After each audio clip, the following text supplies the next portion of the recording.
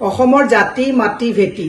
হিমন্ত বিশ্ব শৰ্মাৰ চৰকাৰৰ সন্মুখত কিমান সুৰক্ষিত স্মাৰ্ট মিটাৰৰ ক্ষেত্ৰতো আজি কিমান কোটি টকাৰ কাম আদানীক দি দিয়া হল আমাৰ অসমীয়া যিসকল মানুহে ইয়াত মাটি লৈ আছে তেওঁলোকৰ মাটি কিয় অধিগ্ৰহণ কৰি ইণ্ডাষ্ট্ৰী বনায় গুৱাহাটীৰ ম্যাদী পট্টাৰ কোটি কোটি টকীয়া মাটি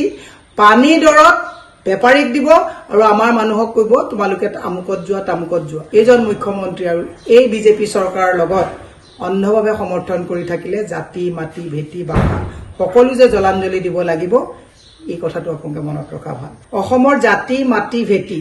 হিমন্ত বিশ্ব শৰ্মাৰ চৰকাৰৰ সন্মুখত কিমান সুৰক্ষিত এডভান্টেজ আসাম 2.0 ৰ নামত এওঁলোকে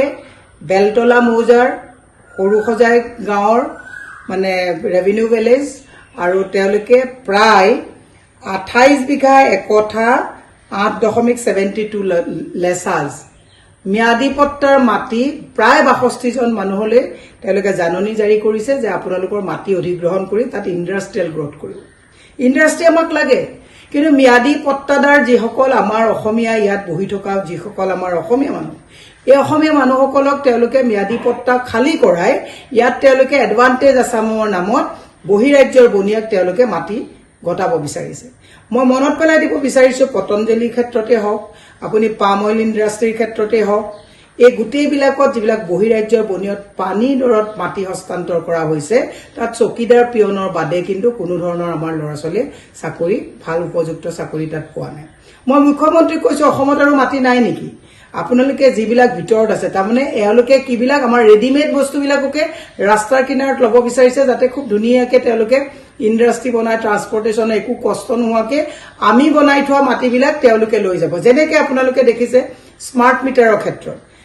মিটাৰৰ ক্ষেত্ৰতো আজি কিমান কোটি টকাৰ কাম আদানীক দি দিয়া হল তেওঁলোকে মানে কানেকশ্যন টু পাব্লিক মানিৰে কালেকশ্যনটো তেওঁলোকে আদানী হতে কৰিব মই এই কাৰণে গুৱাহাটীবাসী ৰাইজক কৈছো ম্যাদী পট্টা যে 63 জন মানুহক যে গুৱাহাটীৰ মাজমজিয়াৰ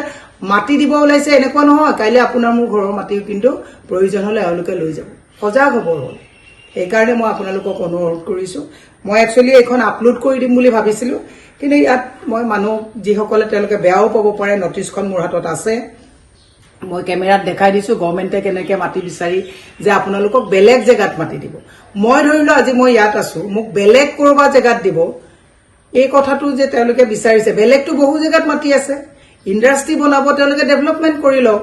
কিন্তু আমাৰ খিলঞ্জীয়া যিসকল মানুহ আমাৰ অসমীয়া যিসকল মানুহে ইয়াত মাটি লৈ আছে তেওঁলোকৰ মাটি কিয় অধিগ্ৰহণ কৰি ইণ্ডাষ্ট্ৰি বনাব আদানী এয়াৰপৰ্টৰ কথা মই আগতেও কৈছো 1400 কোটি টকা প্ৰফিটত থকা আদানী এয়াৰপৰ্টটো সমজাই দিয়া হল ডেভেলপমেন্টৰ নামত অলংকাৰ কিছুমান ঠিকই লগাইছে কিন্তু আজি আদানী এয়াৰপৰ্টত যদি আমি যাওঁ আমি দুজন মানুহ শুনাবৰ কাৰণে গুজৰাটী হিন্দী ভাষীৰ ওচৰত গালি খাবলগীয়া হয় পাৰ্কিংৰ কাৰণে যুৱকসকলে যিসকলে গাড়ী চলাই আছে তেওঁলোকে পাৰ্কিংৰ কাৰণে আদানীৰ সেই ভেৰনিয়াসকলৰ ওচৰত আজি তাৰিখত আমি গালি খাবলগীয়া হয় মই সেই কাৰণে কৈছো সজাগ হওক এই যে মাটি যোৱা আৰম্ভ হৈছে মুখ্যমন্ত্ৰীয়ে যে সুটেট সাইট যে নীতিবিলাক যে দিছে এইবিলাক আমাক তাত ব্যস্ত কৰাই ৰাখি এই মাটিবিলাক বহিৰাজ্যৰ বনিয়াৰ লগত বেপাৰ কৰাৰ যি কাম কৰিছে ই অখনি সংকেত অসমৰ হাতত আজি মোৰ মনত পৰিছে যে আজিৰ অসমীয়াই নিজক নিচিনিলে অসমত অসমীয়া ৰখাতলৈ যাব ভগনীয়া হ'ব এই কথাখিনি কিন্তু হিমন্ত বিশ্ব শৰ্মাৰ আমলত হ'বলৈ গৈ আছে মই বিহতভাৱে সেই এৰিয়াবিলাকত গৈ অসমৰ ৰাইজৰ জ্ঞাতাৰ্থে আমি জনাম আজি মই বিশেষ দীঘলীয়া নকৰো আজি মই গুৱাহাটী ইস্যুটোতে কৈছো বাকি পিছত গেছত লৈ কি হৈ আছে ধুবুৰীত কি সীমান্তত কি হৈ আছে তো বেলেগ বিষয় আমি কথা পাতিম কিন্তু আজি গুৱাহাটীৰ ম্যাদী পট্টাৰ কোটি কোটি টকীয়া মাটি পানী দৰত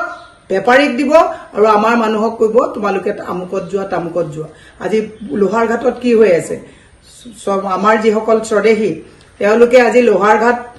তাত মাটিৰ নিজৰ ভূমিৰ কাৰণে আজি তেওঁলোকে আন্দোলন কৰিবলগীয়া হৈছে বড়োলেণ্ডত বিটিআৰত দেখিছে আপোনালোকে কেনেকৈ ভূমিৰ কাৰণে ভূমিপত্ৰসকলে আজি আন্দোলন কৰি থাকিবলগীয়া অৱস্থা হৈছে গতিকে মই সেই কাৰণে অসমৰ ৰাইজক এটা কথা কৈছো এজন মুখ্যমন্ত্ৰী আৰু এই বিজেপি চৰকাৰৰ লগত অন্ধভাৱে সমৰ্থন কৰি থাকিলে জাতি মাটি ভেটি ভাষা সকলো যে জলাঞ্জলি দিব লাগিব এই কথাটো আপোনালোকে মনত ৰখা ভাল